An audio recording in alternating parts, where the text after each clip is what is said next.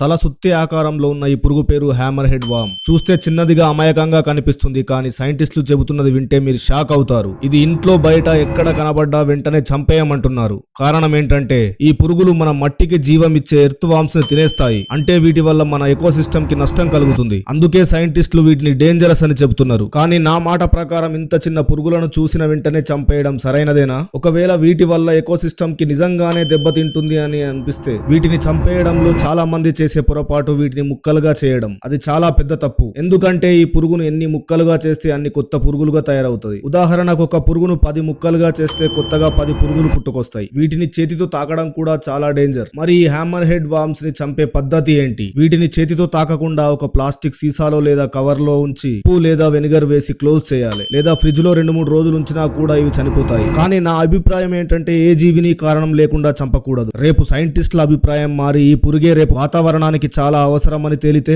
అందుకే వీటిని చూసినప్పుడు భయపడకండి, కానీ జాగ్రత్త వహించడం మంచిది.